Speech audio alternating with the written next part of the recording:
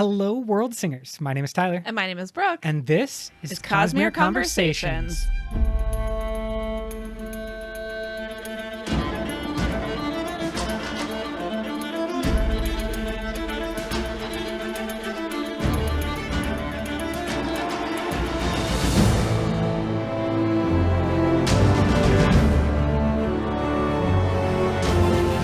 Welcome back, friends. We are so excited to be here again with another interview episode with someone from our Cosmere community. And today we have Malinda with us. You may know her as that.cosmere.chick across social media and on YouTube.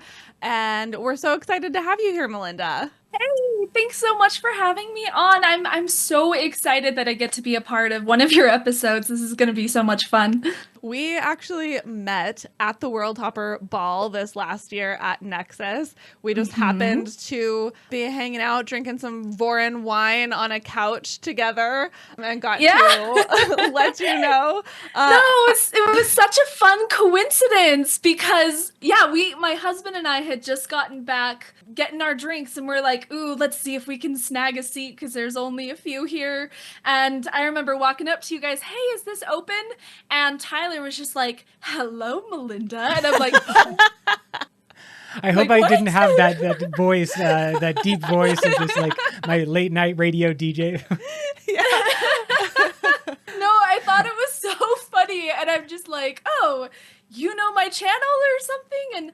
And the thing is, so we're all on the same Discord server of Cosmere content creators, and I think you guys had been added to that Discord server a few months previously, and I had not been very active, and so completely missed that, and I was like, no, oh wait, you're part of the, oh, okay, I know who you are, cool, like, anyway, and it was just so cool to get to see you guys in person, because I feel like when you're at a con like Dragonsteel Nexus, like there's so much going on, and it's hard to meet all the people you want to meet. Yeah, absolutely. And it's such an exciting experience because you do get to see people in person, you know, like I see you on my phone screen every day, and then it's like, oh my gosh, now you're here in the flesh in real life. Yeah, actually, and I always feel like that's a special experience, like meeting someone face to face for the first time. And yeah, Dragonsteel is so special for that reason. Yeah, absolutely. And we know recently you did a video on the World Hopper Ball. And so kind of like we've talked about that a bunch. You've talked about that. And I think it's wonderful when there's an event like that where you can have these meeting experiences, and then like broader, it's happening at Dragonsteel. And I hope that it's happening, you know, around the country, around the world, people doing little Sanderson meetups. But I think that parasocial aspect is maybe something we can talk about today, because it is part of everything that you're doing in terms of producing content, that you are showing up on like our little screens where for the most part, you know, we're sharing our voices, but it's you know, heavily edited, lots of time to come up with episode notes. And so I'm really excited to kind of talk about the differences in creating content and like how you go about creating content. But first, it's certainly important that we start off with a question that we have to all of our guests, which is who is your favorite character in the Cosmere, and or are you aligned with an order of Knight Radiant? You know, that's just such a hard question to answer, though, because it's so funny. I actually have 7 different characters written down here because it's hard to choose a favorite. And I think one of these is probably going to piss a few people off. Oh, some spicy hot takes right up front. Spicy hot take. But first off, I think out of all these people, I was thinking about it after I wrote these down.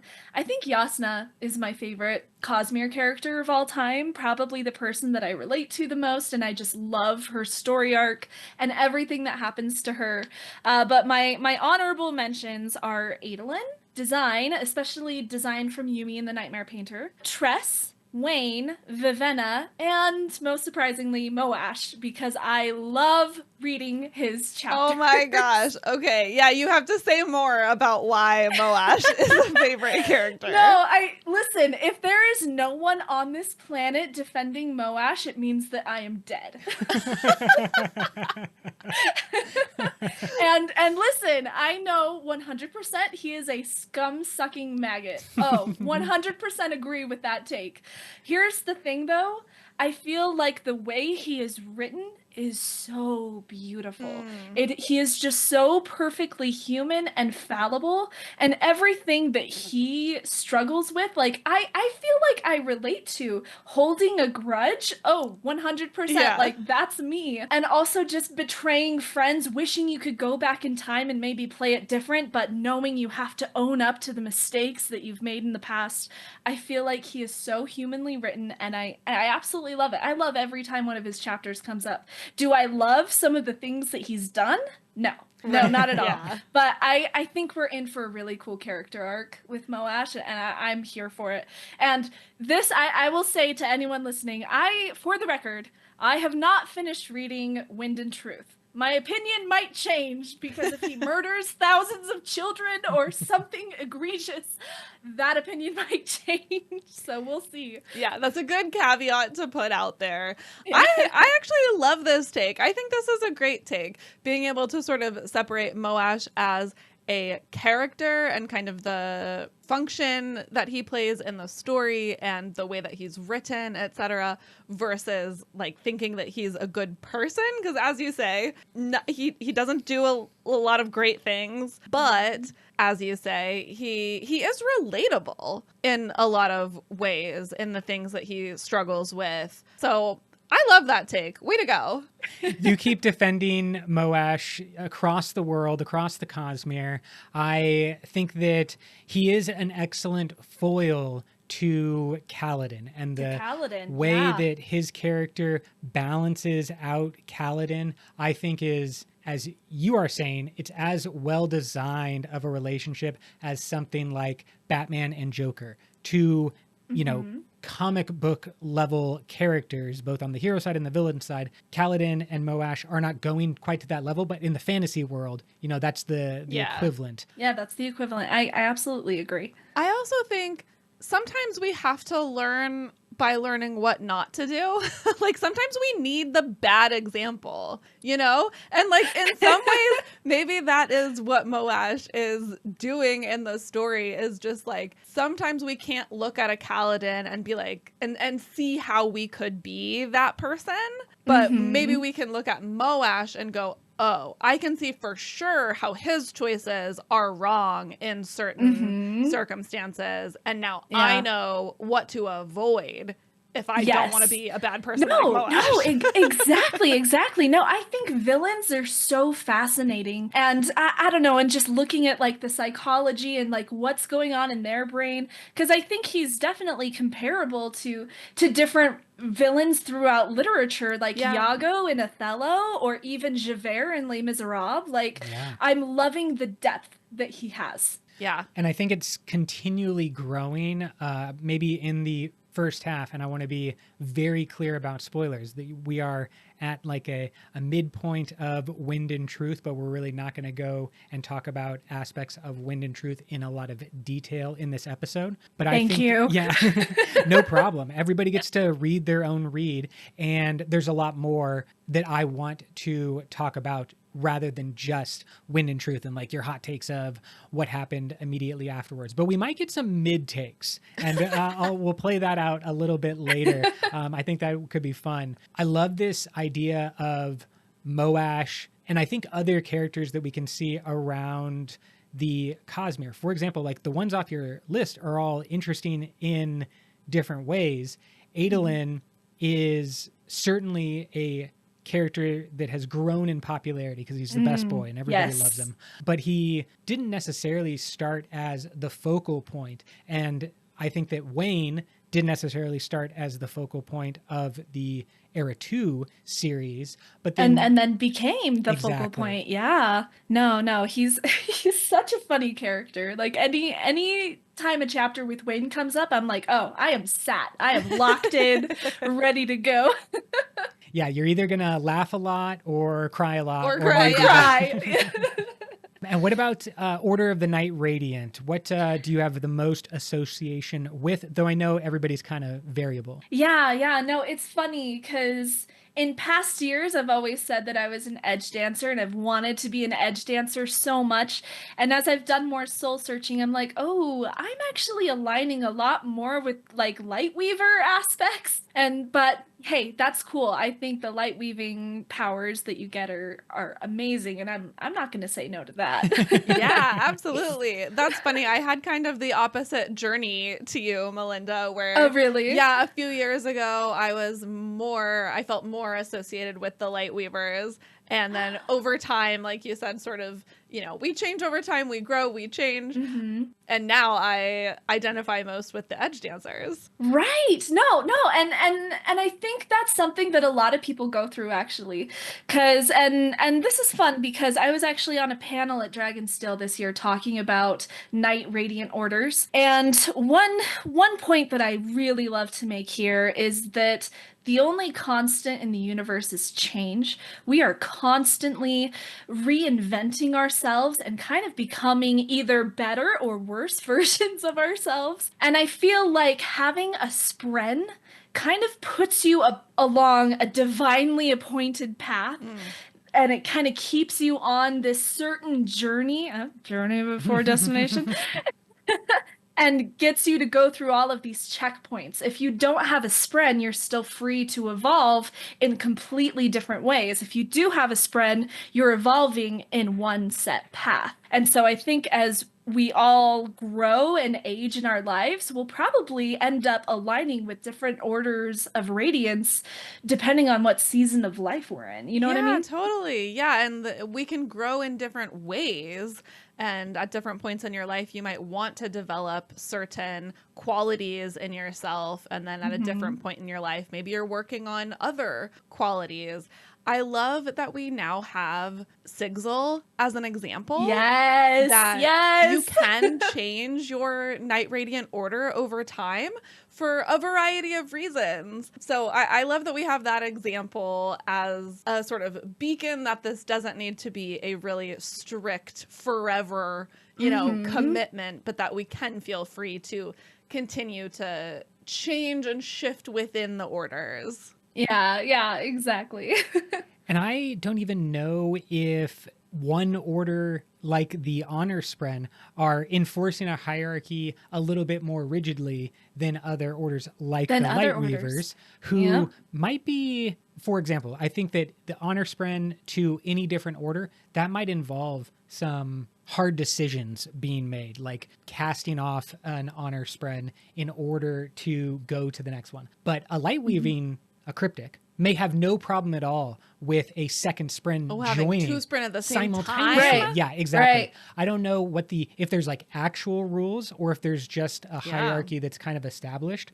And so then we also have the Dustbringers, who are just something that we haven't seen on the page. And so we don't know how their spren will really vibe or interact. I'm always kind of surprised when I learn more about spren culture. And so the next spren that we learn about, we could, find out that this one is one of those genders that humans didn't invent, and like their whole society is kind of built entirely differently. We just don't know. I always like to make the point here that we have to remember that the Knights Radiant are man-made. Like these orders, this structure of the surges was orchestrated by, I think we know that it was Ishar, but for sure it's not like divinely organized this way. Humans organized it this way, and we're like, we're going to call these the Orders of Knights Radiant. But that doesn't mean that, these two surges always have to go together. And there's a lot more possible. So I am curious as we move forward in the Stormlight Archive on Roshar, if we start to see those boundaries dissolve a little bit. And then what does that look like? Oh my gosh, that's such a cool take. Yeah. Man. I think that'd be crazy. Have you played at all, or I think you've certainly heard about the Cosmere RPG, but have you played that at all? I was at one point a beta tester, but that did not last for super long, and that was really far in the beginning of its development, so no. But the general pitch is, of course, that you can go on these RPG campaigns that aren't necessarily restricted to a single planet, and that your characters can grow and change over time. Now, obviously, there's the game that's being made by Brotherwise for game reasons, but they're working very closely with Brandon. I hope that the existence of an RPG game, when they're saying like, yeah, there's gonna be world hoppers and blending powers or blending talents in that game is encouraged. You're not supposed to just be one thing forever.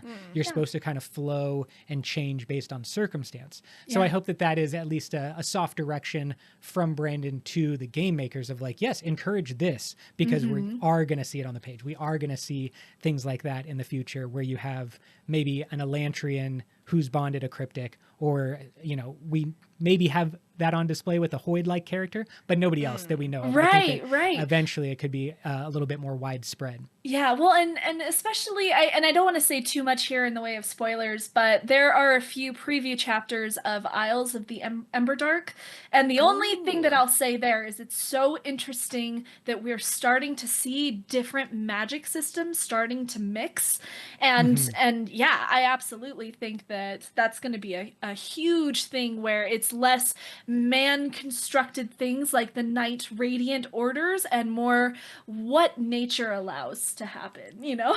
Yeah, totally. Great call.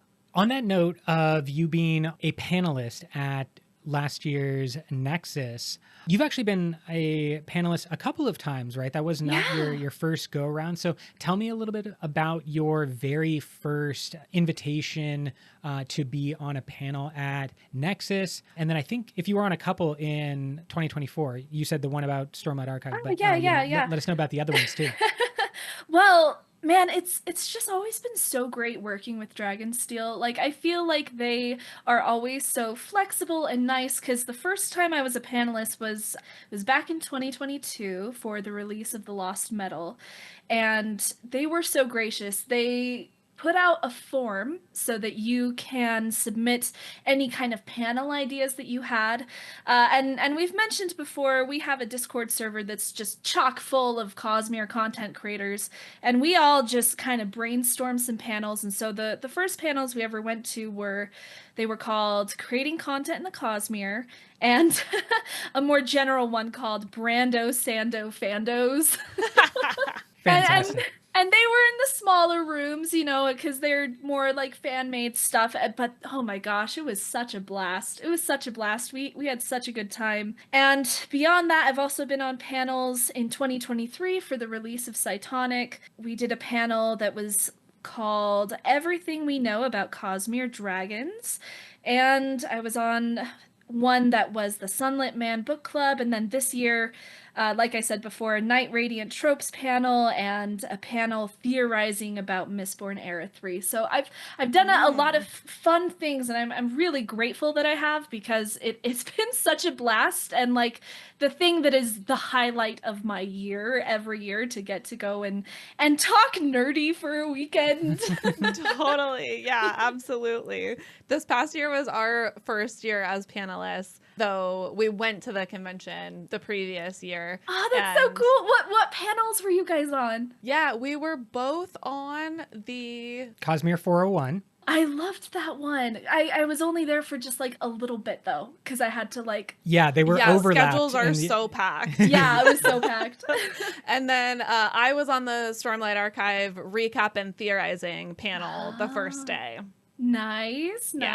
That's awesome. Yeah. But yeah, the panels have maybe started originally as like one of the main draws, or kind of like only draws, and now I consider them to be one aspect of the convention. And so we had people that were saying like, oh, we got so wrapped up in the game on the final day. They're like, we didn't go to any panels. We planned to be we at were in panels. the game room the whole time. Exactly, 100%. And then there's obviously the vendors that are selling things on the floor. But I think that, yeah, there's big speakers as well as the smaller panels put on by fans. There's Well, and we can't forget the actual tournament arena where you can go and sword fight too. Like they've got so many activities. Yeah, absolutely. exactly. It's almost like a Las Vegas show. Like once upon a time, like you were only going there for the Elvis impersonator. That would be me. As the panelist, basically. But now you're going there and there is a little something for everyone. And certainly, you know, for a greedy person like me, I'll take a little tiny bit of everything there. of everything, yeah. Well, and I will say this for Dragonsteel too, because I went to their very first convention that they ever had. I don't know if you guys remember this. It was the release of one of the Cytoverse books back in 2021, and they called it a mini con, and it was in Provo, Utah. Were you guys there? We were not, but we definitely heard about that, and we're just like... I think that was the first year, you know, we were seeing a lot of people post about it online, and that's when we like caught the bug, and we're like, next year. I wish I was there. Like we'll have to go next year. Well, and I will say, because I just want to point out how much they've evolved. Because first of all, something that has always been a thing at their cons are the convention games. And they're so much fun because the very first one, they had a game where you go around finding different items from the Cytoverse universe. And so you go find, you know, mushrooms or a different kind of slug, and it's a QR code that you scan, and if you get them all, you win a pin. And that was the very first game that they ever did, and it has evolved so much since then, because definitely, holy crap, this year's game that they had at the convention is mind-boggling awesome. But another thing that I will say is I remember attending that first con, and I went to a panel. I can't remember what it was called, but it had some people on it who I know were very much like, they struck me as academics, like, oh, you know so much, this is insane. And at that point, I had read everything published in Stormlight Archive. I had read everything published in Mistborn. I think there was probably only 1 or 2 books that I hadn't read. Like, I was caught up pretty much. And I remember sitting through that panel and thinking, what on earth are they talking about? I think that's something that has evolved over the years, is that they've become a lot more friendly to newbies in the Cosmere, which I applaud them for, because I think they need to be more welcoming of all the different entry points that there are, and they've improved so much since that first con. Yeah, absolutely. This is something that we were able to talk about at the World Hopper Ball, because I think both you with your content and something that we strive to do with our podcast is really to be at least somewhat beginner friendly. I think you're probably a little bit more beginner friendly than we are, just because our podcast is all spoilers. No, you guys do an excellent job of being beginner friendly, because oh my gosh, I love how I was listening to one of your episodes a few months ago, and you said specifically, I want to be able to listen to a page of the Coppermind. That's what this podcast is supposed to be. And I'm like, guys are so brilliant. This is what is needed, you know, looking at it from a more elementary point of view and then slowly building up as you go through the podcast and like building on more lore. I love it. You guys do such a good job. Thank you. That's incredibly kind. Thank you. I had the same experience that you're talking about, where you read all the books and you're like, okay, great. Like, I'm ready to dive in. And then you go to the Coppermind, or you go to the 17th Shard, or you go to a panel, and there are names of people that you've never heard of, and like facts and words that are not in the books. Yeah. And words, and you're just like, oh my God, wait, what?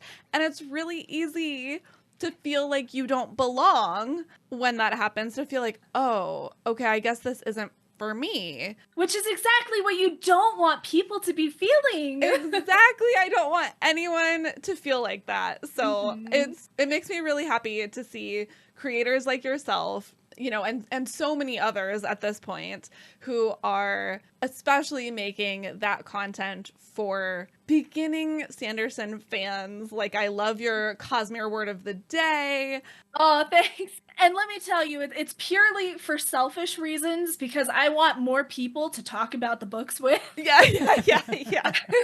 And I also want this series to become so widespread that we finally get a TV or film producer that we catch their attention. They're like, yes, I want to adapt something. If we can get widespread enough to catch more attention, that's my other selfish reason.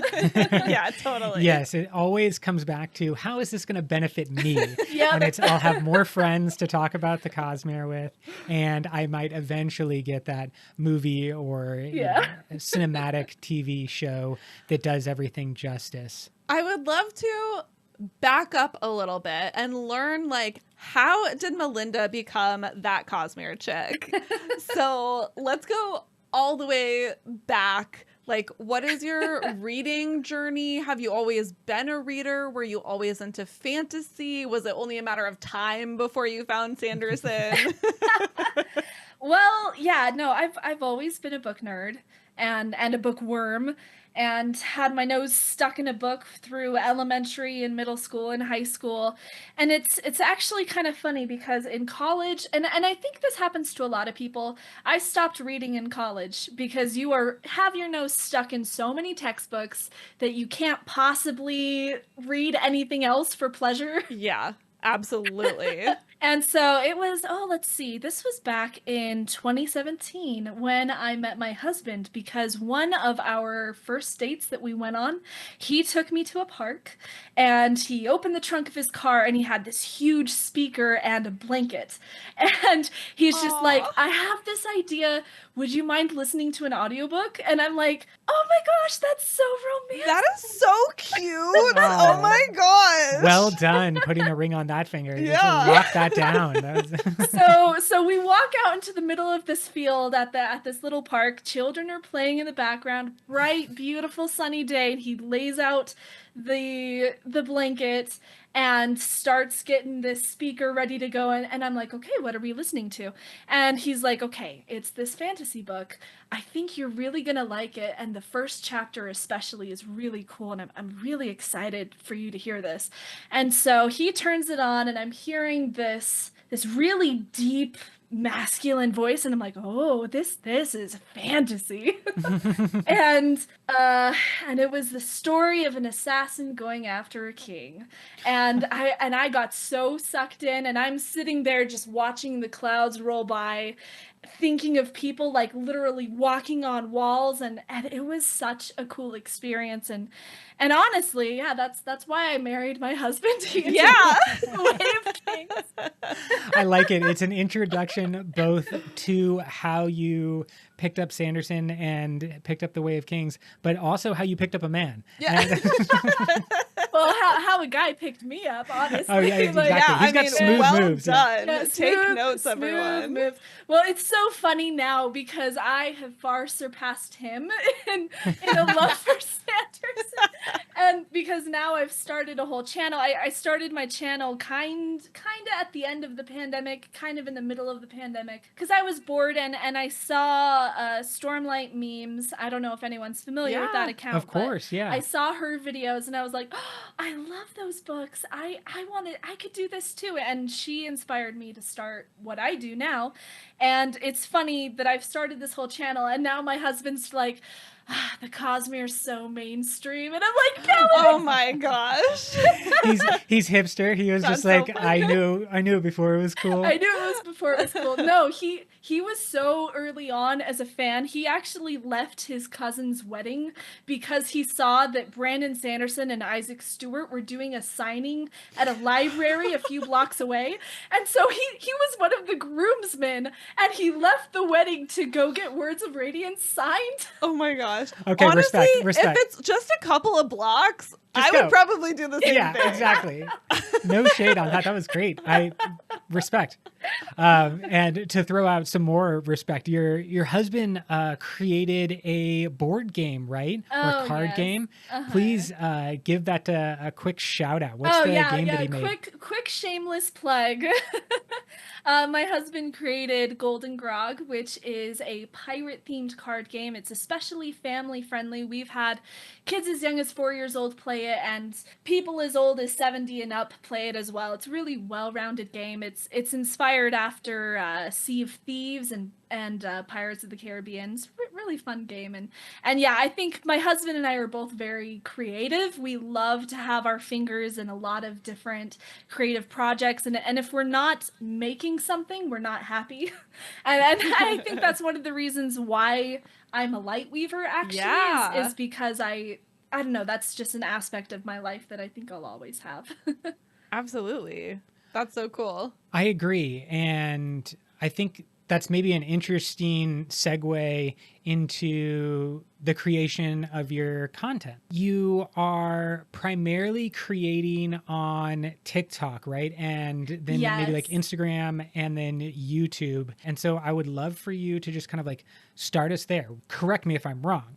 But why TikTok as the number one spot for you? And then what do you see as value in those other platforms? Because I know you've been branching out and kind of like broadening what you have done over the past year, and especially this year. You've already got off to a couple of really awesome videos that I'm excited to talk about. Yeah, no, well, it's interesting. Like I said, I started my channel on TikTok kind of mid to end pandemic because I needed something to do, and making mildly funny memes and occasionally knowledgeable videos about deeper lore, and really just having fun with it. And man, those were the glory days of just like mindlessly making whatever popped into my head. Yeah.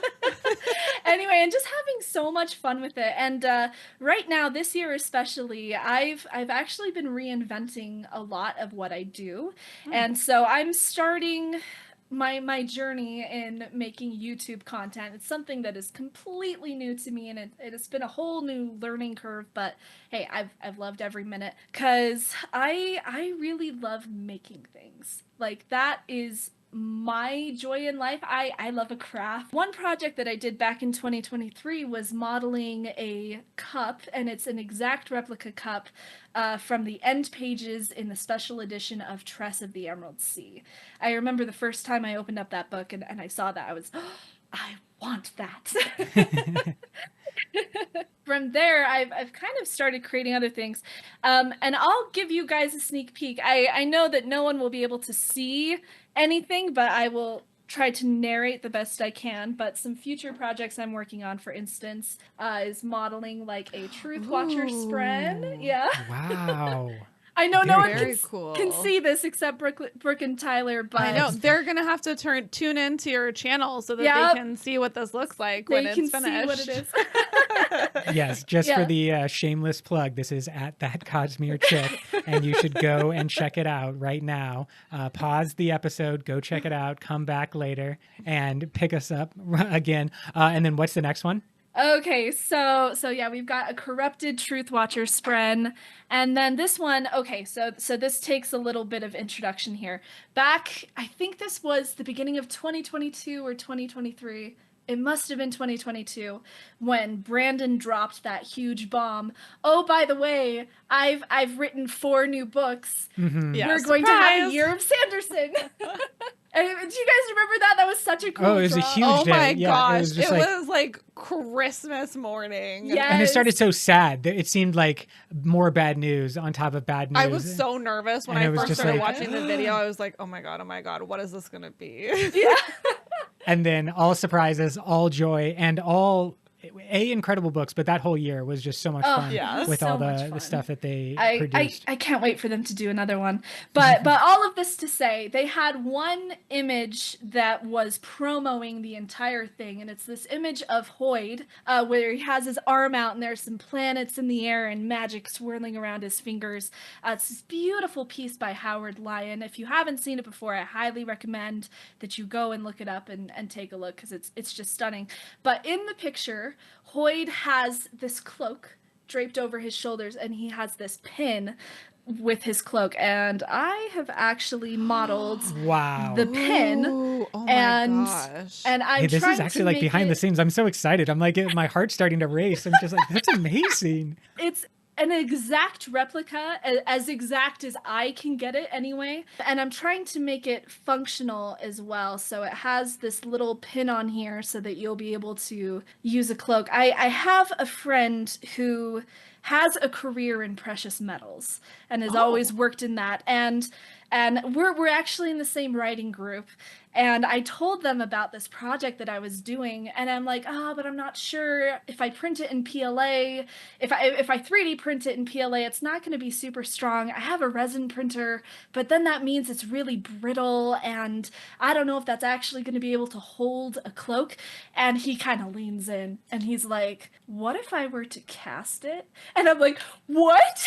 Oh my gosh. Anyway, Wow. so that's a future project that I'm working on. I can't promise anything yet because it's still a little bit up in the air, but we're hoping to cast this sucker and get like an actual real version that Hoyd would have worn and make that a reality. And I'm super excited about this. Amazing. Your crafting skills are so impressive. It's I'm a just the people crafter, I but know. not at that level. It's all about the people you know, man. Like, you gotta have all the connections. Yeah. Well, it's good. You've put yourself out there to make those connections, and then you have someone who can work precious metals and Yeah. create a pin for you. No, I think this was wonderful and on display in. Was it your very first YouTube video, or just part of this like relaunch, this YouTube video that you released about the teacup? Yeah, the teacup. It's so funny. I started filming that video in 2023, and so Oh my gosh. yes, like it is actual bona fide proof that you can start a project and then get unmotivated about a project and, oh, I'm never gonna finish this, it's going in a drawer, and then actually pick it up again and finish. Oh my gosh, like that's so rare in my life, and I'm like, now I have proof. It's on YouTube. If I'm ever discouraged again, I just need to go and watch that. Sometimes you just have to take a break and like re-inspire yourself and then come back to it. Yeah, I really love that video and that aspect of how long a project takes and how there's the kind of waves of inspiration to complete a project. And you did it, and it looks great. Aw, thanks. And you did this, as you mentioned, with a 3D printer. That's where most of these projects are coming in. For the completely uninitiated to 3D printing, could you maybe describe the software that you used, which was called Blender, to kind of just give a brief understanding of like how something goes from idea to a real physical object that you're able to make a video about? So my process usually starts with a sketch, and I'll add a caveat onto that. I don't actually. I've had problems qualifying myself as an artist in the past because as a kid I remember I really loved drawing, but my hands, it's so funny, my hands actually have this like natural shake to them. And with my older brother, it's actually worse. His hands are constantly like trembling, and it's something that like I know he's gotten checked out for. There's no reason why. Anyway, but my hands just kind of tremble a little bit, so I've never been a good sketcher, and I think that's why I've always been drawn to digital media and creating art in that realm, because I'm an artist with a mouse. But I usually start off by making a really crappy sketch of what I want to do. And then I have been slowly learning how to do Blender. It's a free software. There are other softwares out there like ZBrush and I can't remember the names of the other ones, but that are much more precise, especially for like making things that are going to be printed or manufactured. But Blender is a free software and it has a ton of functionality.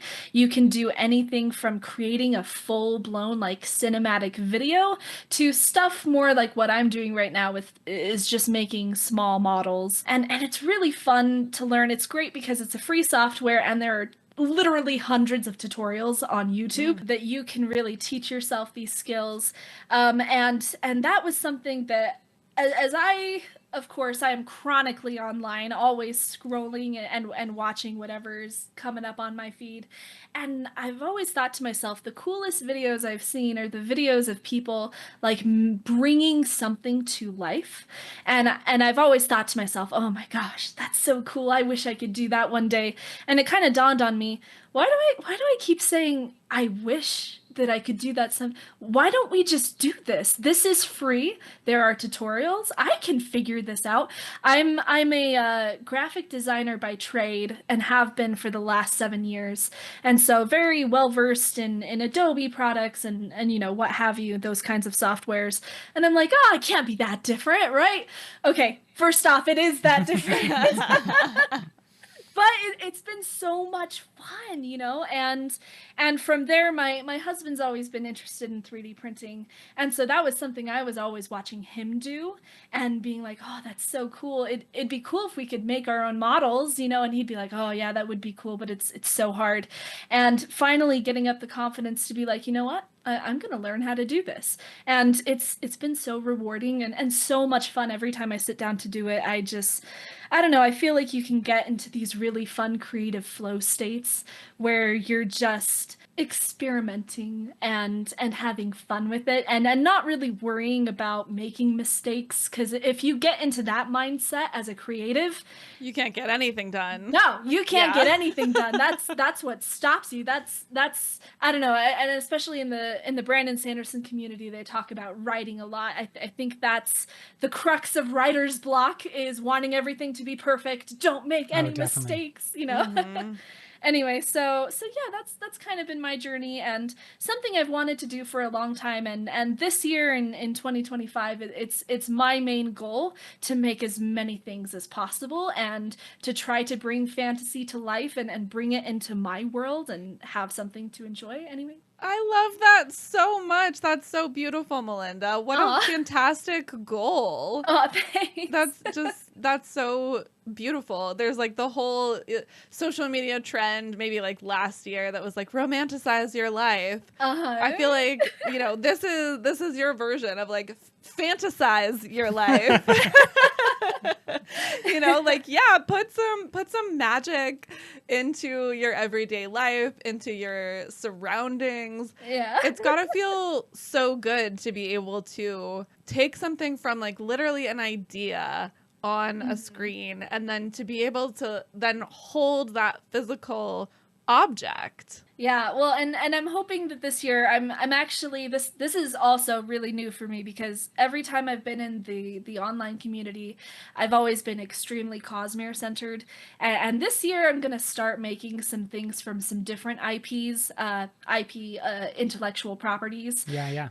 Because I love so many things. Like I grew up with Harry Potter, went to midnight showings. I love Percy Jackson, Dune, and Marvel, and yeah, there's so many really, really cool fandoms out there, and yeah, I'm excited to create more things. Yeah, and we're excited to see those other things and your gaze, your creative eye on those other things, both on the small screen and also on the slightly larger screen, but sometimes still the small screen where I watch YouTube videos. Yeah, your YouTube video about the World Hopper Ball was great. That whole section in the middle with the sapphire wine was so creative and so fun, and I just had to say that because I loved it. So I wasn't expecting it, and I loved it so much. Oh, well, thanks. That's really sweet of you to say. Well, and I'm actually thinking, because I brought up my corrupted Truth Watcher spren that I'm making, and right now I'm actually brainstorming how do I bring Ja Anat into the video. Yes. Oh yeah. Yeah, do the lore drop right in the middle of the construction video. Yeah. Like, this is how you build it, and then this is what happens when you summon it. And this is what happens. Actually, so yeah, if you guys have any ideas, because I'm like, ooh, I need to be talking to Ja Anat here, like as I'm making a corrupted Truth Watcher spren. Well, maybe put it into the old thinking noggin up top and hit you up if we have any ideas. But I You'll think, have to text me later. yeah, exactly. I think this is a really fun example, though. I don't know if I have the perfect description or way to describe it, but I do think that the way that you edited your YouTube video and just like the overall design of your YouTube video Aw. did bring I'll say TikTok vibe, but I'm not trying to demean that in Oh, any no, way. no, no, not at all. I'm trying to say that there is a certain pressure to create short form content. And that is, of course, mainly the time restriction, whether that's 60 or 90 seconds or whatever they eventually move it up to. But it's like that's always kind of the pressure there. And I think that has made you a very interesting editor when you're creating these longer videos, which are like 10 to 20 minutes right now. And it's just it's like moving at a pace that is a little bit faster or smarter. I just like the editing of your YouTube video. That's all I'm trying to really say. Oh, well, that is so kind of you. I'm a newbie. That is all fresh. Hopefully It's a it'll get fresh better. take. Yeah, it's a fresh take. Yeah, exactly. I think that there is a real freshness and, as I said Aw. before, like creativity to the way that you're approaching YouTube videos that I think is really great. I work for a YouTube company. Oh, That's my really? my full-time regular person job. So I watch a lot of YouTube videos from people who have been like doing it since the beginning of YouTube. And there's something about your videos that just really have this like freshness that feels different, and it's such a great example of how modern Oh. TikTok creators can kind of enter the conversation and impact the culture on YouTube as well. Oh, well, that is so sweet of you to say. And you've got to stop. You're gonna give me a big head.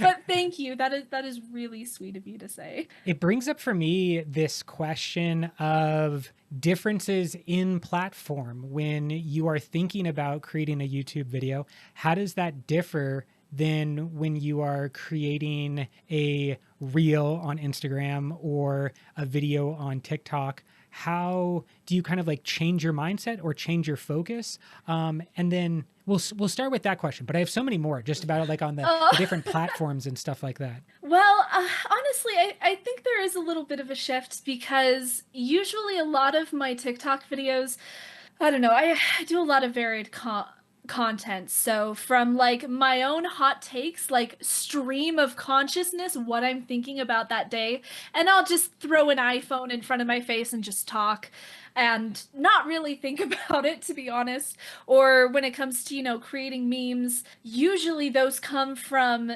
either what I see on social media as I'm scrolling and I'm like, that's funny. This applies to Adolin, or this would be a good Shalon meme, or comes up while I'm reading a book and Wayne will say something funny and I'm like, okay, but how good would this be behind the sound? Anyway, and so that's kind of my approach with TikTok is just very much on the fly, like, oh yeah, that'll be funny, sure. And the way I'm approaching YouTube as very much a newbie is thinking more story arc. Because my first video about my creation of the Tress Cup definitely has an arc where I set out in 2023 to create it, and I had a huge oh no moment when Dragonsteel actually put out their own version of the Tress Cup, and it was the timing was insane because I actually did a little teaser story on Instagram and TikTok, just showing like the silhouette of the Tress Cup and like, I've got something big, I'm gonna publish this soon. And literally, I think it was a day or 2 days after the post dropped from Dragonsteel that they had their own ceramic version, and I was like, no. Oh. Also, yes, but Yeah. but yay. So many mixed emotions of being happy that like more people would be able to have that. It's really widespread, anyone can order this, and then to finally finishing the project, and so the whole video kind of had this whole like character arc of, we're gonna make it, oh no we're not, we're gonna make it, No, we're okay. Yes, we'll do it. And same thing with the World Hopper Ball video of, okay, I want to talk about my experience here, but I don't know, like having those goblets that we got to bring home from the World Hopper Ball. I gotta tell you, my husband and I have used those every day. Love our goblets. Have you guys, are you guys display people or use people? We have one both. of each. Yes, exactly. We have one that's on a display so that we see it every day. And then we were playing the Cosmere RPG earlier this week, and at my nightly drink, my at that time it was a caffeinated beverage to keep me awake, but that was filled up inside of my goblet. And so yeah, we like to have one of each. Yeah, no, because it's so fun having a piece of it to bring home. Mm-hmm. But I think the idea for that little skit in the middle of my World Hopper Ball video actually came to me while I was at the ball, because towards the end of the ball, and they brought out DJ Stormblessed, and the entire event kind of comes to this fever pitch where the music is raging and everyone's bouncing, and it's yeah, definitely like this feverish part of the night of just dancing and reveling. Yes, And yes, I yeah. remember my husband and I went out to the outskirts to catch our breaths, and someone literally said that right next to me. They're like, "Man, heart of the revel," and I'm like, oh. And I was just like, that's a really cool idea. And that's actually where I got the inspiration for my video of, getting, well, what's the name of the unmade? Is that Nergal? Its name is Ashertman. Ashertmarn, that's Yeah. the Yeah. one. Thank you. Anyway, because I'm like, oh yeah, we're having some unmade influence. Yeah. That's actually really funny. Maybe in our feedback to Paladin Creative, we can say lean in more to the Heart of the Rebel or the handmade influence. There was, a lot of fun on that night, but it is also the same type of experience that you get at any dancing venue or any venue where there's like alcohol available, I think, where it's just like you can be in the experience, whether that's like doing line dancing at a wedding, and then you can be right on the outside of the experience, and something that feels amazing in the experience, you step onto the outside and all of a sudden people look like fools, especially like the not talented dancing white guy in the corner, but who's just like going hard on the electric slide. Unfortunately me at one too many events, but I think that, you can have this feeling and this view of things constantly be shifting. And I found that a very magical part of the World Hopper Ball experience, where you're kind of like moving in between, this is fake, this is silly, these people are actors that are like standing, and then other moments when I'm just like, oh my gosh, Yasna's dress is so pretty. Yes. I think I go like all the way around though, like when you step out and sort of recognize, okay, yes, this is not real, we're all pretending. But then there's also something so beautiful about the pretending. Yeah. And then it just comes all the way back around to being magical. Yeah. Well, and I felt like they did such a good job with the immersion, because when you walk through Shadesmar, my jaw was on the floor, guys. Like, exactly. That felt incredibly immersive to me. And yeah, I think as the night went on, like you say, you step outside of it and you're like, oh yeah, we're a bunch of fools in there, but it's fun. Yeah. This is actually, I think, a perfect time to drop into a game I'm creating just for you, Malinda, which is mid takes, middle of Wind and Truth. I want your takes just from the middle of the book, and we will give absolutely no reaction. No reaction. We are not going to be like, oh, you'll see down the road. None of that. It's going to be absolute silence from us. I'll ask the question, and then it's all on to you. But yeah, this is what I hope will just be a fun look into the middle of a reading experience, because we basically never have done that. We've never talked about something while we were reading. Yeah. In the middle of it. Yeah, exactly. If it's a book club, we're like getting through the book and then going back and talking about it. But we might talk to ourselves off mic about what we're experiencing, but we never get the opportunity to really do that on mic. So if you would be willing to play this game, Sweeping Across the Nation, which is mid takes. Yes. Yes, absolutely. This sounds fun. Mid takes with Malinda. That's Love it. Yes. Oh, yes. I like the alliteration. That's good ring to it. Yeah, I got to always push for the alliteration. Okay, so can you let us know what's the most recent day that you've completed? So I'm pulling up Audible, y'all. It's getting real.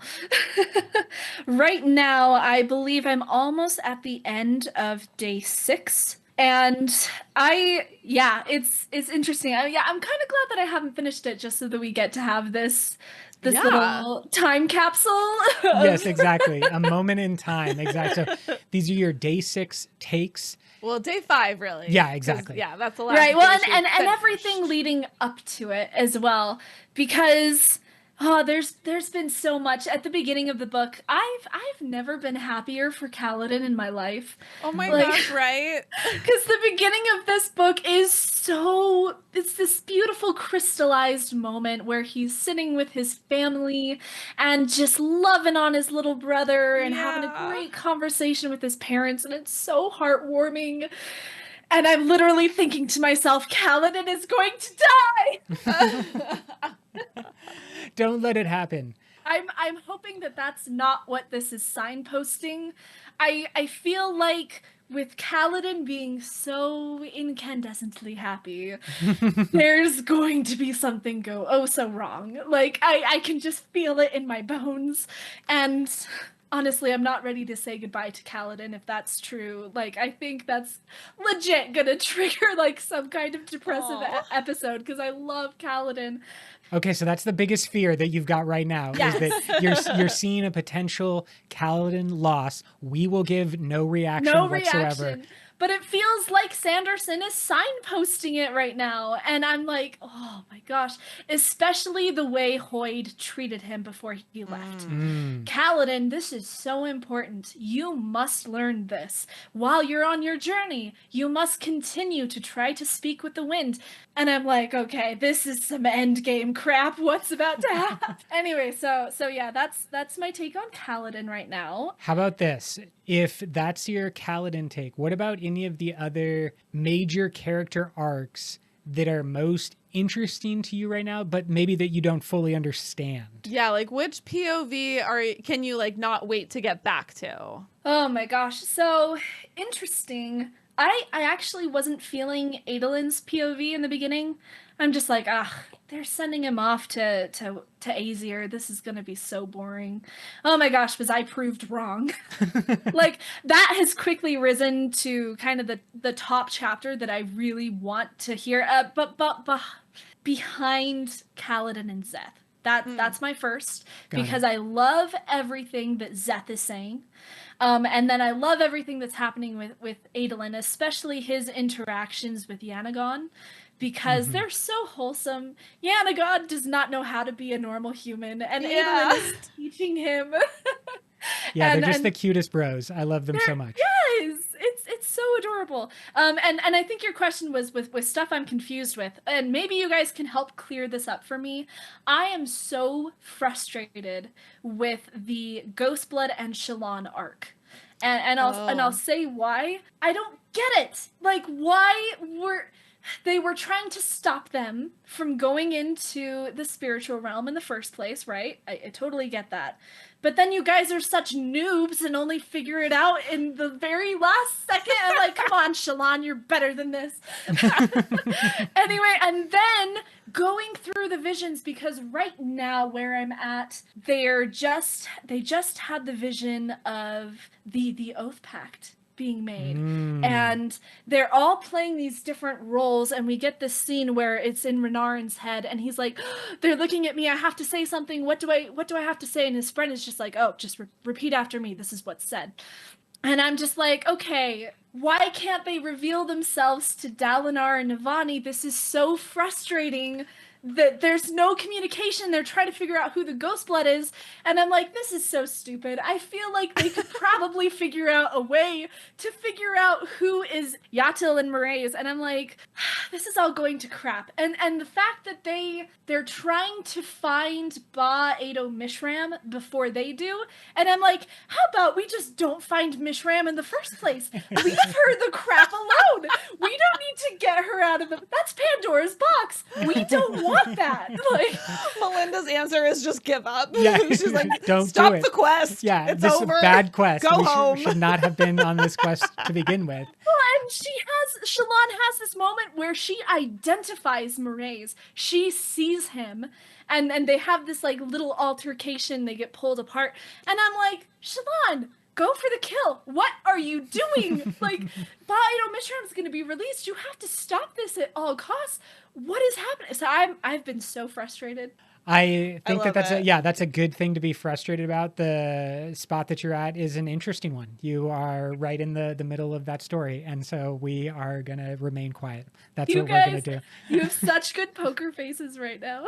I think that's fair. We're playing poker. That's what we're doing. We wish you the best of luck on your journey. I do think that it is interesting to note that early on with Shalon, she has the moment and the quote about reality is what I decide it to be. Mm-hmm. And she's like in a fight with Abadai, the monarch, and whether that is true or not, I make no statement on, but the feeling for her, I think, is another one of constant doubt, which has been part of Shalon's story. Like, if she is having these moments of mentally blacking out, then how much can she actually trust herself? And then now she's not necessarily blacking out in the same way, but she's unleashing powers that are so great that they might actually fool her. And she has that moment when she's like running back to Adolin and she's like, I don't know if you're real. And that would mess me up, like not being able to have an anchor to reality. And then they go jumping around the spiritual realm. And to your point of like not being able to trust herself, like self-trust is also a muscle that you have to learn over time that she maybe hasn't built up yet. Yeah. Agreed. Yeah. Okay. Love it there. What about this? Are you the type of reader who's already excited about starting over, or are you looking forward to the long-ish break from Stormlight?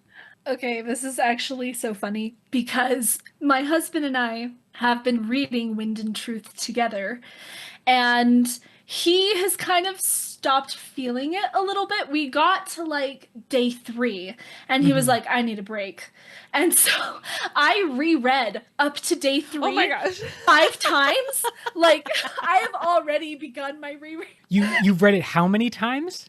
5. 5 no times. No joke. Okay. So yes. I kind of love that. That's great.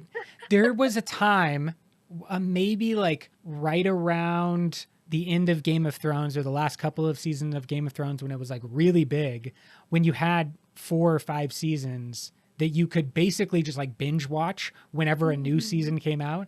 And I remember we did that like maybe once or twice, like up to, season 6, we like watched everything. Yeah, we would watch everything and then start the new season. And then in the new season, we would also double watch every episode. So we would, we would watch we would like watch episode 1. And then the next week we watched episode 1 and episode 2. Yes. And then the week after that, we would watch episode 2 and episode 3. Yeah. Oh, you are my people. I am all about the rewatch and re-listen because I want it to be fresh.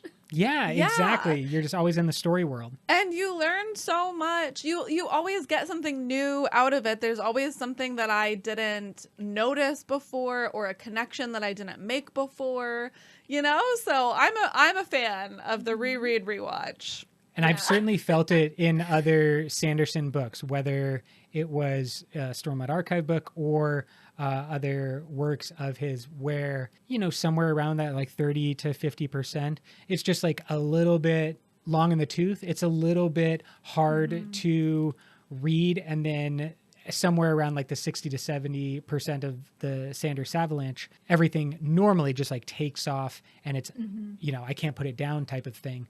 But I feel like we had a conversation previously with Bookborn about those moments in a book when, yeah, you might hit your own personal limit and then like a strengthening muscle. If you are pushing past that repeatedly, it makes you a better reader and makes the overall journey more fun. I think that's one of the great things about the way that Sanderson has structured the Stormlight Archive too, though, that you do get the interludes that to me feel like enough of a break, enough of something different. I get to go see a different character, usually also a different place. Usually it's like actually physically away from the main story. Yeah. And then I feel sort of rejuvenated and ready to come back ready to the to main hop story. in again. Yeah. Well, and speaking of interludes, man, it was so interesting. The herald that is locked away by Taravangian, that Taravangian has somewhere in the depths of the Palanaeum.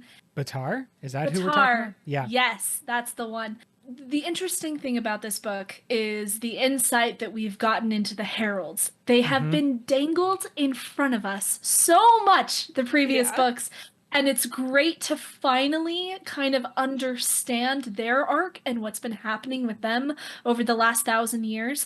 And I feel like it's taken both their best and worst attributes and strengthened them and amplified them. Because as we've seen all of the heralds and gotten more context, Batar is greedy. Shalash...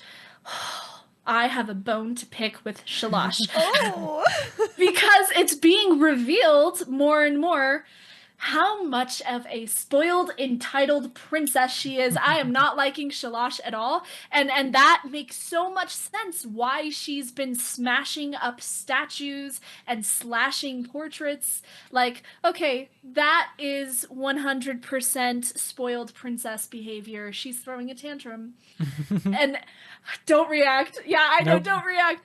But that's been my take on Shalash so far. I know that there are people who disagree with me because I've actually posted this and someone else was like, no, Shalash is so much better than that. And I'm like, well, when I get to the book, maybe my mind will change, but right haven't now, seen it yet, folks. Haven't seen it yet. I'm going to leave us on that one and let you get to the end of the book. But what I think is 100% true is that we are seeing the introduction of more of the heralds' personalities and kind of those aspects of their personalities that have been heightened in the negative and the positive sense. And I think you're right. Like, we may have been seeing the negative version of some of the heralds, and then the positive version is held up for other heralds. Both of them do probably exist within the heralds. Like, they're all struggling in some way, and they all have good things about them in other ways. Like, there's not just darkness. They are complex demigods. Yeah, no, for sure. Well, and I 100% own up to my takes right now are probably nowhere, like, so far off the mark. And that's okay. It is okay. Yeah, it is okay. Exactly. Yeah, that's the fun part about checking in at this point. I was just going to ask Brooke, do you have any other questions for the game of mid takes with Malinda? No, I think that's good. Okay. Yeah. Is there any other Wind and Truth things that you wanted to say, or should we move on and just then let you finish your own read? Well, I have one more thing that real quick. I'm so excited. I know it's going to happen. I want there to be some kind of reunion between Shalash and Shinaranach. It hasn't happened yet. And I can hardly wait, especially since I just barely read the scene where they're forming the Oath Pact. And so they're all in there playing the heralds. And I'm like, is Shallan playing Chinaranach and doesn't realize that that's who she is? Because what if Shallan is playing one of the other heralds and sees Chinaranach across the way? Is she going to recognize that that's her mom or not? And then, like, if they ever do get out of all of this, is there going to be a moment where mother and daughter get to see each other again and kind of have a either reconciliation or a huge blow up? Like, I don't know what it's going to be, but I'm so excited for that to come about, and I really hope it's in this book. Yeah, obviously one of the hotly anticipated pieces from the World Hopper Ball as well. Yeah. Mm-hmm. Strongly agree. And that's been Mid Takes with Malinda. And it's been wonderful. Thank you so much for playing along. We wish you and your husband the best of a reading journey in the future. And we'll definitely meet back up, and then we can do your actual hot final takes. take. Exactly. The final take, yeah. How about this? I would love to talk a little bit about your use of different styles of content on the different platforms. I think one of the things you have previously mentioned about like wanting to expand the type of content you are making is that there's a difference that you can kind of immediately see, and you're given these like large data analytics from all of these different platforms. And so like the content that you want to make versus the content that is most popular, or the content that goes popular on specific platforms. And I would love to kind of get your interpretation on that side of the business, even if it's not, you know, making you boatloads of money, just like that side of the creator aspect, and kind of like how you deal with that approach of like what is popular versus what is how you imagine creating, or what you most want to create. Right. Well, and that's always kind of been a point of frustration for me in the past, in that anytime, especially in the beginning when my channel was brand new little baby, I would create lore videos, and I would be like, "Oh, let's talk about spiritual DNA, and this is so cool," you know, but those videos would always flop, like in the 200 view jail, as we like to call it, and they would never ever do well. And that's where my heart lay, was let's get into the nitty gritty and talk about the really cool things, or talk about how span reads are related to quantum entanglement. Like, oh, that's so cool. Those videos never perform well. And if they do, it's once in a blue moon. The videos that I have found perform well are the memes and anything related to comedy, which I'm a mildly funny person. I can make funny stuff, but that's not my main shtick. Yeah. Anyway, and so it's so interesting to me. This happened to me a couple months ago. Or a month ago, recently. And I spent 5 seconds on a video, literally slapped it together in 2 minutes. I think it was a clip from Wreck-It Ralph, Ralph Breaks the Internet or something like that. And it was literally a 15-second video talking about Brandon Sanderson saying "Raffo" at conventions. And for some reason, Meta took that and just absolutely ran away with it. And let's see, I think that video is sitting at like 5.8 million views. Oh my gosh. Yes, which is the best video, like the biggest one I've ever done ever. It was insane. And I'm like, seriously, the video that took 5 seconds to put together, that's the one that goes crazy. But I also know that's a stupid thing to complain about. Oh, my diamond shoes are too tight and my Ferrari is yellow and not red. Like Well, your Wreck-It Ralph shaped Ferrari is certainly something I've seen a bunch of times. It's come up. I feel like now you've gotten to the point when it's being iterated upon, and now I'm seeing like other people use it in their own fandoms, or to, you know, make the same joke but with a different shade or color on it. And that's a huge accomplishment. So like, you know, congratulations to you. But it is so strange because, as you were talking about, you put more than 2 years of work into the creation of your teacup YouTube video.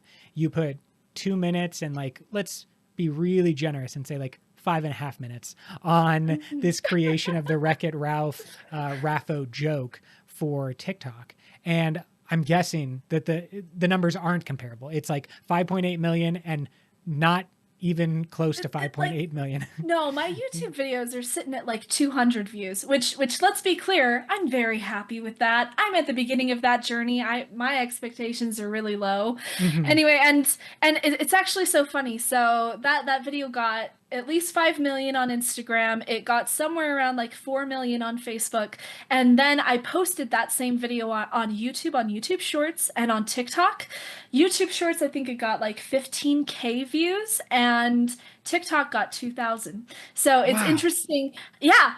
The same video performed so differently on different platforms. Hey, that's content creation for you. Yeah. What do you mind if I ask? What do you Yeah. think is the reason for the variation? If you were going to guess, why do you take the same video, put it on, platforms that are all delivering the same thing, which is short form content? Why do you think there is a difference at such gigantic scales where it's not even, it's basically like one of your videos on TikTok, no disrespect, but it's like it didn't exist if it just got 1,000 Right. views or whatnot, compared to a very popular one on Instagram Reels. So how do you see that like playing out for you? Yeah, so there's a couple different metrics and reasons why videos will perform differently, and across platforms. In my opinion, anyway, the most important metric is watch time.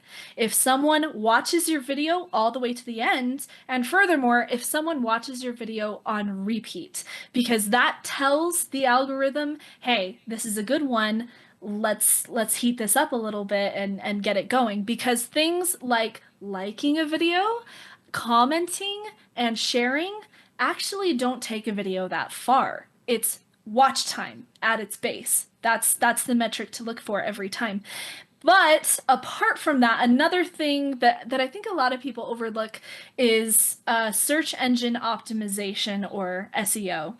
Because anytime someone comments something on a video, the algorithm is going to go through your video, scrape the data, and if it sees people randomly talking about a random subject that has nothing to do with what the video is actually about, it'll put that video in that category. And yes, isn't that strange? That And is weird. well, and something that I've low key kind of been frustrated about is that, especially in the book sphere, is that anytime someone goes to comment on a video, they'll say, "Oh, I love Way of Kings too," but they won't type out Way of Kings. They'll type out Right. WOK. And so then Right. the algorithm doesn't pick up on what you're talking about. Oh gosh. Yeah. And I think videos will perform a little bit differently across platforms, depending a little bit in part on the comment section and the specific words that people are saying in the comments. Got it. That's fascinating. And it's just a huge aspect of creating content that you wouldn't necessarily think, if you are the person who has an idea and in less than 5 minutes creates something real quick and just throws it up. But then if you're trying to do something daily, weekly, on the longer term, that becomes invaluable information to have. And you need to like understand the different things. I know that an aspect that has like over the last 2-ish years become more important are I want to say closed captioning, but I don't think that's actually, do you know what I'm saying? Just captions. Yeah. Captions. On-screen captions. Yeah. Because most people actually watch videos, especially on Reels and TikTok, they watch videos on mute. And they don't actually hear what you're saying, because a lot of the time they'll just scroll past if it's like a talking head video. Exactly. Because if they can't read the captions, they're not worth their time, because a lot of people are at work scrolling or in a bathroom stall and they don't want other people to hear them. And so, yeah, a lot of them are on mute. But I will say this for anyone who's listening and is thinking about content creation or is in content creation, my biggest piece of advice here is don't do it. Don't get into this if you're like, oh my gosh, I could go viral and have all these dreams and everything. Do it for the fun of it. Above all else, if you're not having fun creating things, don't do it. You are going to get burned out so quick. And here's the thing, even if you are doing it and having fun with it, you can still get burnout because you're disappointed in how things perform and the metrics of everything. And so, yeah, I think that's the most important thing. Have fun with it. Don't try to like push yourself to these certain heights. But I will say that also give yourself a reason to be unique.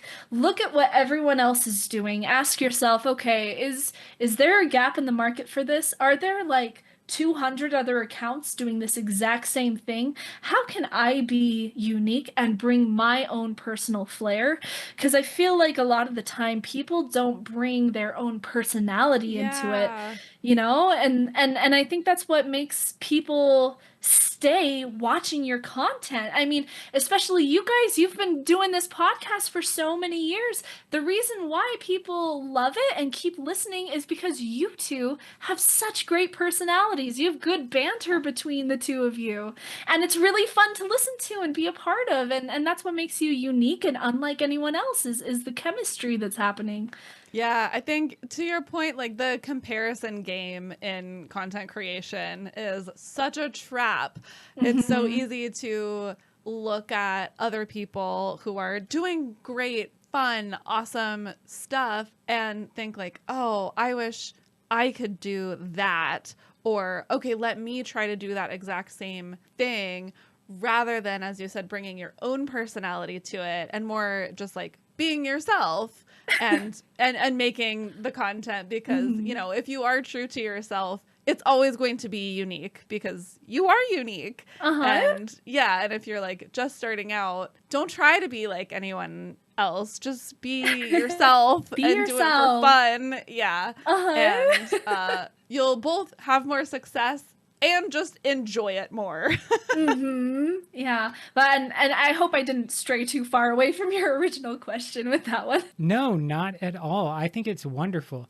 I have mentioned occasionally, I think on mic, but certainly off mic, that Brooke and I basically get to cheat in this content creation game, because at the end of the day, we're just talking to ourselves, and we would have similar conversations and do have similar conversations when we are not recording. And so it's kind of a different situation because we're also married, and that, you know, just like aids the thing. We like talking to each other. And so doing that is fun for us. And it like provides the enjoyment, provides the reason enough that we would do it literally if everybody stopped listening. Don't. You Definitely. would still talk about the books you love. Yeah, exactly. Everybody should keep listening. You should go to Patreon. You can join both Cosmere Conversations as well. Tell a friend. As well as at that CosmereChick's Patreon. They're all fantastic.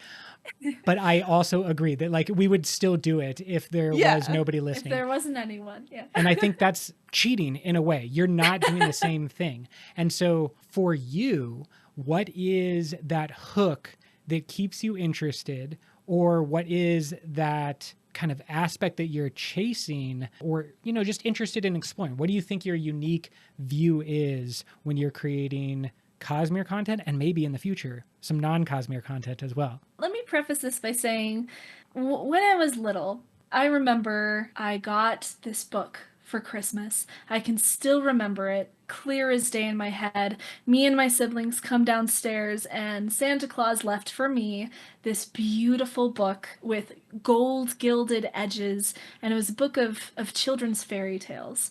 And that is actually kind of what got me interested in reading in the first place, because it had the most beautiful illustrations in it, and it just absolutely sparked like my sense of wonder. And from then on, I think that's something that has always motivated me. Whenever I come across any piece of media that sparks that same sense of wonder and like childlike curiosity and creativity in your head, that's pure magic to me, and that's what it's all about.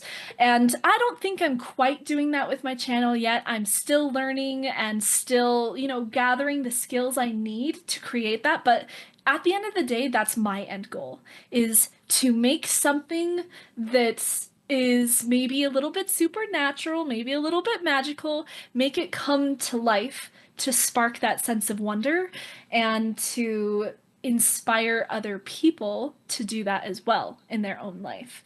And honestly, I think that's what it's all about for me, is just if I can inspire someone else, that's what I want to do. I'm not sure if my channel has done that yet, but that is what I'm always striving for. That's really beautiful. Aw. And I would say your little sapphire wine bit in your World Hopper Ball video was really magical. It made me very happy and delighted. Stop. So if you Stop haven't it. yet, you're at least on your way. Thanks. I got to learn more about VFX, but I'm getting there. I'm getting there. Yeah. Well, I think it is a journey and not a permanent destination. And so it's wonderful to kind of see where the journey has taken you and where you're headed in the future. I am curious about this. If you have a hot take on either a TikTok trend or an Instagram reel thing, whatever you're seeing on there that you would like to see go away completely, and another thing that you're actually excited about, whether that's a new aspect of the platform or just kind of like a fun trend that's going on either platform, something you want to keep and something you want to go away entirely. So I'll start with the negative. The thing that gives me the ick on social media more than anything else is family vloggers. And I know that there are people who would probably disagree with me, but I feel like it is completely unethical to have your children star in videos online. And I feel like I can just see behind the scenes of, hey, if you do this video with mommy, I'll take you to go get ice cream. We can go do this thing you wanted to do. And I'm like, no, you're making your child do labor for you and put on a persona that can't be healthy. No, that's totally agree. We're on board. Yeah, Okay. we support you completely. Absolutely. I think there is one very popular woman who will often explain conversations that her children had to her, but she's not putting. She plays both roles. Exactly. Like that's the funny part. I know the channel you're talking about, and I love that channel because she never has her children, and if they are, Right. like Exactly. they're blurred out. Yes, 100%. And I'm like, Yeah, it's not that's- about the kids, but Uh-huh. it is a real reflection of what she's experiencing. And then she's very funny, and she is like bouncing around the 6-year-old and the 4-year-old and then back to herself, and so it's all humorously done. But what you're Right. talking about is the other side of that equation, when you're like trying to use children to monetize, help the and get help the views. algorithm and get Yeah. views. It's why in Hollywood using children is so heavily regulated, and like you have to be very purposeful and intentional. And normally the situation is like, if you have a baby, you don't have one baby, you have 25 babies that all make Work one for scene. like 30 minutes or whatever. Yeah, exactly. 30 minutes. I don't even know. That might be too long for an actual infant. But like, there's very strict time regards. And Yeah. it's always a huge thing for fantasy series that are starring young people, like the Harry Potter children who became adults. Like we watched them over. Yeah, we watched when them grow up. Yes, Yeah. 100%. But like at some point, I think it's around movie 5 or 6, they cross over into being adults and like, or having expanded work hours. And I think the scale of the movies goes up. Like you can tell that like things do change as Yeah, 100%. yeah, and it's just a very interesting aspect. And then when you're talking about seeing it on social media, that's very, very different, but also more explosive. Unregulated. Yeah, exactly. No regulations. Yes, it's unregulated, and it needs to be. And I will add this caveat, like the channel you mentioned, I love family content. I Right, think exactly. it's so great, when people are making those jokes about raising their kids and everything. Oh, I'm so there for that. But the second you have a kid on the screen trying to perform in one way or another, I'm out. I'm not going to support it. I scroll away as fast as I can so that I don't support them. Yeah. Strong agree. Well done. Love it. Okay, so what's a positive take? Something that you've seen, a nice trend, or just any kind of like good experiences that you're having on the social medias? Yeah, this is probably going to be more boring, but I love that as of today, I think at the end of March, Instagram is launching their own app, which is like their version of CapCut. And I'm super, super excited about that. I think that's going to be such a huge improvement. Yeah, for non-content creators, could you very quickly explain CapCut and then what Instagram is launching? TikTok has their own sister app, I think I would call it, is CapCut, where there's a ton of templates and, ideas by other creators so that you can quickly make a video and, be on trend, use the exact right sound, make it easily and fast, have all the editing tools that you need, and then very easily be able to go and post that on TikTok. And Instagram is making their own version of CapCut, which I'm hoping will be that same thing, where it has really great editing software, it has really great templates, it shows you what sounds are going viral, and has really a nice way of cross-posting as well, exporting the video so that you can get it to the platform you want. Anyway, yeah, it's a stupid thing to be excited about if you're not a content creator, but I'm super excited. Yeah, that makes total sense. Creating reels, creating videos, like it might be a 1-minute video, and yet you can spend it takes hours. a lot of time. Yeah. Absolutely. How are you feeling about all of the stuff going on with TikTok? Like, are you hoping to move off of that platform, or are you sad that it might go away? Like, what does that mean for you as a content creator? I'm so sad. I'm so sad. Like, TikTok is what got me started in social media because it was so easy and accessible. And guys, I was so sad the one night that TikTok went away. It was so brief. But I was literally sitting crying because, like, I'm not exaggerating when I say TikTok had a profound effect on my life, like literally changed the trajectory of everything I've done. I would not have been a panelist at Dragonsteel Nexus if it wasn't for TikTok in the first place. Like, it has 100% shaped my life in a different way, and I was so sad when it shut down, and I kind of feel like it's gonna happen again. No one can predict the future. Maybe that's not the case, but that's what it feels like to me. And honestly, that's a reason why I've started to pursue YouTube, because I've never once heard of YouTube shutting down. And and I've heard so many good things and other people having so much success on that platform. And I'm like, you know what? Maybe it's time to spread my wings a little bit and try something new. And that's kind of why I'm starting to transition. But I'll continue to make stuff on TikTok as long as I can. Yeah. That makes sense. It's incredibly difficult and so fast moving that by the time this airs, there could be profound changes or literally nothing could have happened at all. That's the range of possible events in our future. So we won't speculate too much about what is going to happen, but I definitely feel for you and other creators. There's a pressure that we talked about in creating content. There are tools that maybe TikTok has better in CapCut and Instagram's trying to copy, but those tools make the creation of content easier or smoother. And then you have geopolitical or economic, like huge macro factors that are also impacting where you're creating or how your content spreads, and like where you're posting. It's a little bit of a dog who's always chasing cars, or maybe a dog who's chasing its own tail, the snake that's eating itself, whatever metaphor we want to use. But would you say that you are tapped in more than ever to all the different aspects of social media? Or has some of the recent chaos from like late 2024 to into 2025, has that made you pull back a little bit more? A little bit of both. Okay. Tell me more. Strangely enough. Because with TikTok being so unstable, that was, like I said, a little bit devastating for me because it's been such a huge part of my life. And that kind of made me pull back a little bit. And because I need stability and I need a healthy balance between what I do for fun, what I do for work, and what I do with my family. And with TikTok shutting down and all that drama that happened, I'm just like, okay, this isn't a balance anymore. I'm obsessing over this. I feel like so much is hinging on this. I have to pull back a little bit. But at the same time, like my Instagram account has been a ghost town for so many years, and for the first time I'm actually putting in an effort.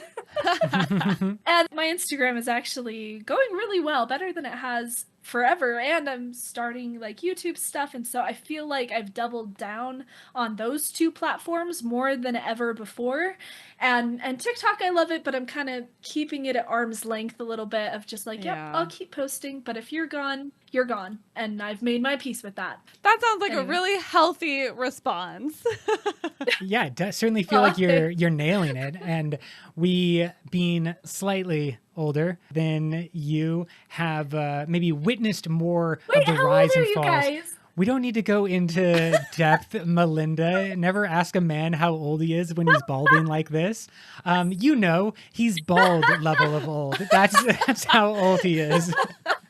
But, you know, we were on the very first of the social medias, you know, back in the MySpace days. And it does feel very normal to like see one rise in popularity and then fall. And like, we definitely watched Facebook rise and then change. It hasn't necessarily, you know, people can debate if it's fallen. I think it's fallen. But yeah, whatever. I am just saying that it's we've seen that experience happen, and then it of course happens with a dozen different other platforms or bloggers, and you know, these waves of creation and changes, and then the old powers adopting different tools or different aspects. Instagram used to be about pictures. Now they definitely want to be TikTok, and they're like trying really hard to do that. YouTube has also expanded in that way with their shorts, but they remain very consistent with the medium form content, whatever the not entirely. Like there is still quite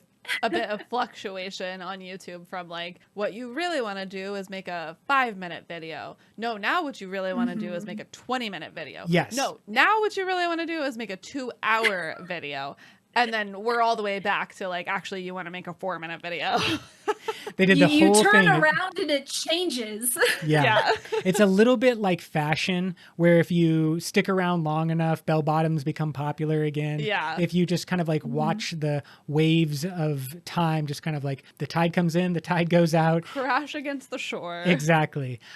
So it's very frustrating, of course, to be a drop of water in that ocean that is just crashing on the shore back and forth. And you might feel like it's chaotic right now with TikTok, but I think you're doing totally the right thing with expanding, diversifying, creating short form stuff, but also more the YouTube style, long form things. And I think you have such diversity across your channel as well. Like you're talking about creating memes that are really funny and get like a whole bunch of views, but then to also have other things to show when an audience comes to you. I think that's really where you're doing a great job of like, they might be hooked by the Wreck-It Ralph that they see on Instagram Reels.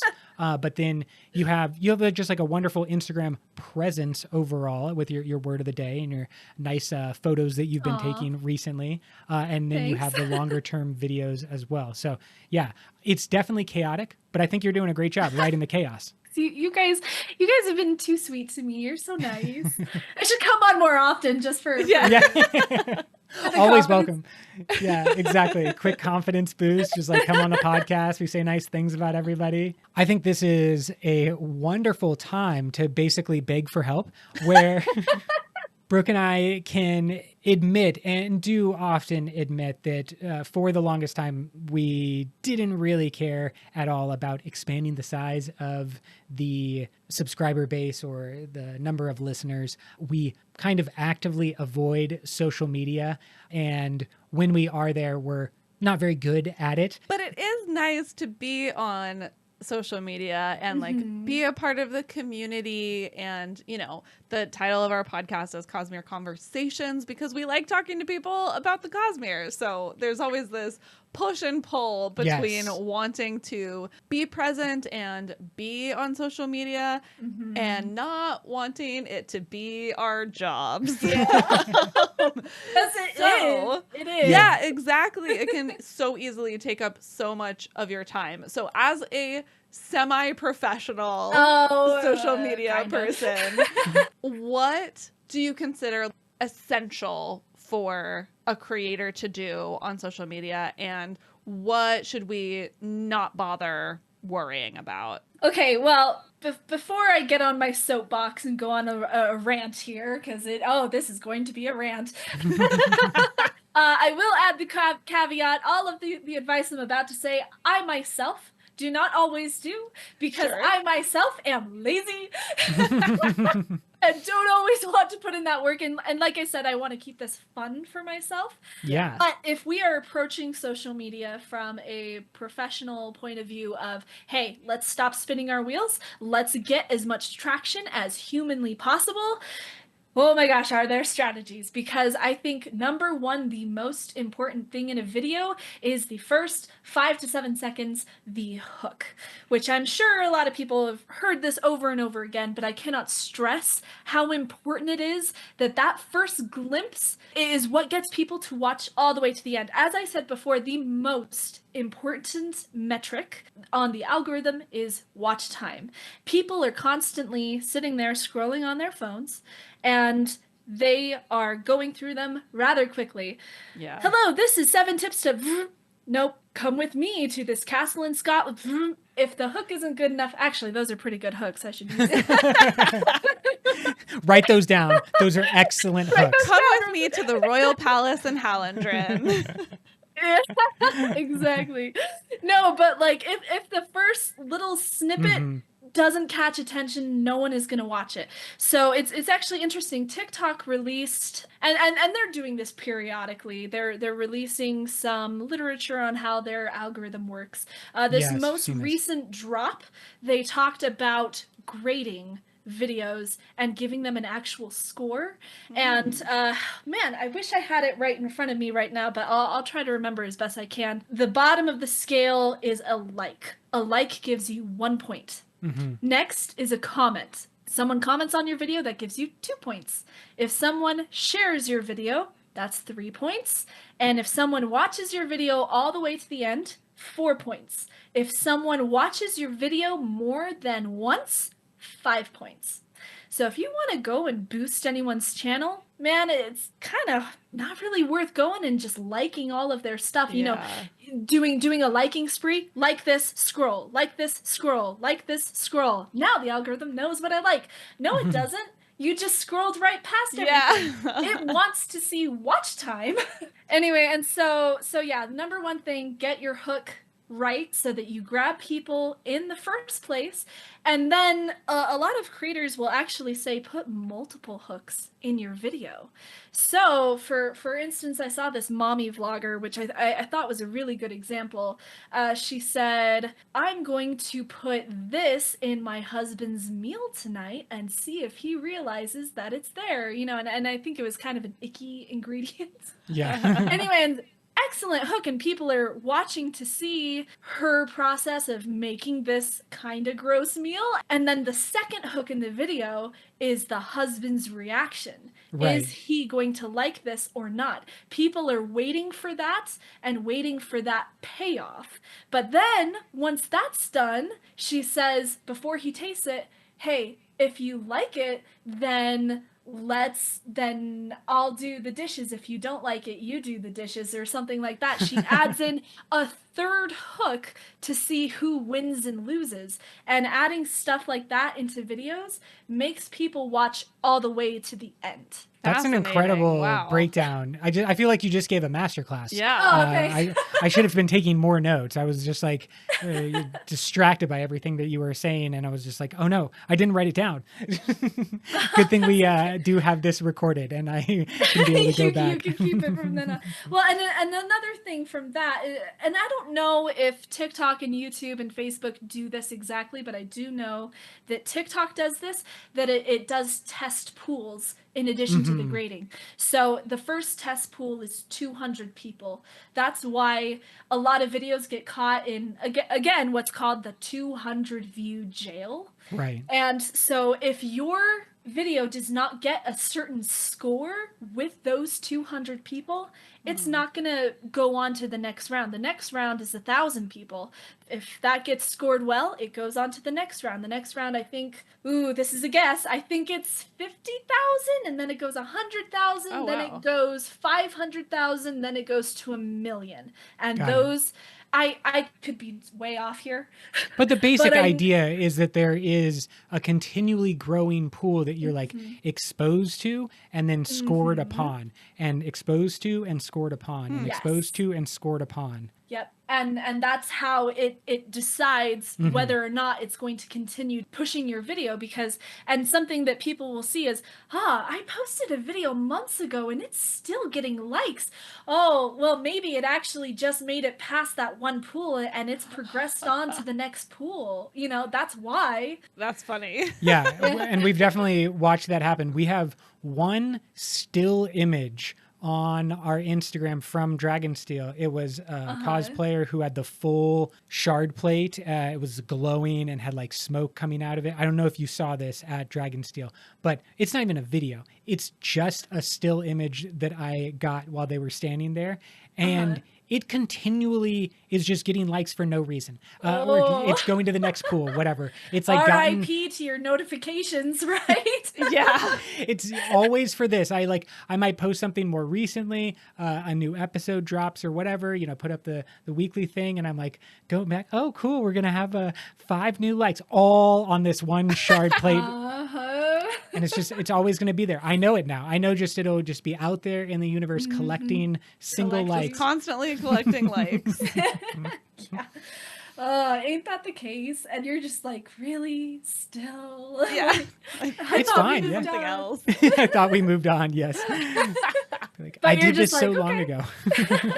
Well, and the other funny thing is when someone's having an argument in your comment section and they're just like tearing into each other, sometimes I'll delete the first comment that started the argument because I'm like, my mental health is more important than you yelling into the void at someone else. So sometimes I'll delete them, but other times, sometimes I'm like, you know, this argument is mildly entertaining. I'm gonna see where this goes. Yeah. It's engagement. Yep, and yeah, exactly. Thanks for the free engagement, guys. Yes, please tell me why this other person is so wrong. Okay, so if that importance of the hook and the adding of additional hooks throughout your video to kind of maximize watch time is one good thing that could be done, what is something that you think is comparatively pointless, but is maybe like common advice, or, you know, it's out there a little bit? Yeah, maybe common advice, but people who hashtag stuff and have like 50 hashtags on their post, when really across the board, you don't need any more than like 5. You know, and even sometimes I'll only put 1 hashtag or no hashtags, depending on how spicy I'm feeling. But but yeah, because I've seen so many videos that it's just like you're scrolling through the hashtags. Oh and my I'm gosh. like, why are we doing this? Because when you put a hashtag on something, you're really giving it a category, and you're telling the algorithm how to categorize your video. And something funny too that I've actually recently discovered is that the sound that you put behind your video is another category that you're putting your video into. And so if you have a sound that has actually been used a lot in, let's say, recipe videos, and then you've put a hashtag that's specifically related to book content, that's kind of incongruous information that you're giving the algorithm, so it doesn't know which way to be pulled, and you're hurting yourself because of it. Wow, that's so interesting. Especially with the kind of common trend of a specific song or sound that will become the background for a variety of different jokes or memes. I think the one from Deadpool is recently on example. It's not I'm holding out for a hero, but that one has also had its moment in the light in the past. But yeah, that song that kind of like is used so frequently because it came from this movie and had like that famous scene, but now is used in a bunch of different circumstances. And if you happen to really love the sweet sounds of baking show music and you try to put that on your book talk video, that confusion across the algorithm, because it's trying to identify things, it's trying to tag things, and it just kind of fails to do so. Right. And to be clear, there are for sure some sounds like I need a hero, you know, Right, like yeah. you mentioned, that are very broad. That's pretty safe to put on anything. There's a lot of videos under that sound from all kinds of different niches. You're safe, you know. But you do have to be careful how you choose that, you know, and see what the most popular video under that sound is. Scroll through the first 20. If you're seeing a trend, oh, out of these 20 videos, at least 12 of these are related to this. Oh, this might be a little categorized here. If you scroll through the first 20 and they're all different, oh yeah, safe. Go use it. Wonderful. Yeah, this is so interesting. And I feel like the call to action from this episode is for everyone in the audience to appreciate the content creators that they follow, because there's clearly so much work and thought and effort and care that go into this form of entertainment that we are all consuming so often. So be nice to your friendly neighborhood content creators. Go share some videos and watch them several times in a row. Exactly. Repeat watching is the way to the content creator's heart. Yeah. This has been so great. Thank you so much for coming on the podcast, Malinda. I'm so glad that we got to meet you at the World Hopper Ball and that we've gotten to have this follow-up conversation. Yeah, no, thank you so much for having me on. Like, it's this has been so much fun because I love getting to talk this stuff, and honestly I could yap all day. So. Yeah. but I'm really happy that you guys invited me on. It's been such a blast and a pleasure. It truly has been so much fun. Really enjoy your stuff, you know, longtime fan, and to be able to have a little bit deeper conversation with you on the creation side of stuff, but also just like being a fan and having another fan to talk to is so wonderful. So you're certainly welcome back when you finish up Wind and Truth. If you want to give some hot takes or you know, something's real spicy on your mind, you always have a spot to hang out here. And again, thank you so much. We at least want to give the opportunity. Is there anything that we didn't ask that you feel like is really important to talk about, or that's really like on your mind? I will end with something extra spicy. You ready? Okay. Yeah. Get your milkshake ready to swig. I think Moash is going to have a redemption arc. Oh, spicy take. Do you Spicy think this take. in Wind and Truth or in Stormlight Archive? It's not going to be in Wind and Truth. Okay, If Moash is going to have a redemption arc, this is going to be the long game. And my current theory is that he's going to go off planet, probably under Odium's influence or per Odium's instructions, and something's going to go wrong. He's going to get separated from the platoon he's leading, or whatever happens. Sorry, this is off the rails, crazy bonkers theory. Give it to us. This is the best part. But I think he's going to go off planet doing Odium's bidding. Something's going to go wrong, and he's going to find himself alone in the Cosmere. And I think for the first time, he's not going to be directly under Odium's influence, and he's going to find himself again. And he is going to figure out who he is, what he wants to do with his life, who he wants to help, which things he wants to align himself with, if he wants to be affiliated with the Shard again or not. And I think that is where he's going to find his redemption, and then maybe come back to the Stormlight Archive as a completely different person and have to reconcile who he was on Roshar versus who he is now, and make recompense for what he's done. That's my crazy off the walls bonkers theory. That's wonderful. I love this. That's good. You've also like sparked new theories in my head that I can't say because you haven't finished the book, but I appreciate this, Malinda. We appreciate your time. We appreciate all of the content creation, as well as the stuff going on behind the scenes as well, with the little communities that you have built up and been a part of. So thank you so much again, at that.cosmere.chick, across all different social medias and on YouTube. Please go out and follow, or you can find the links in the show notes. And with that, Brooke, can you take us away? Until next time, life before death. Strength before weakness. Journey before destination.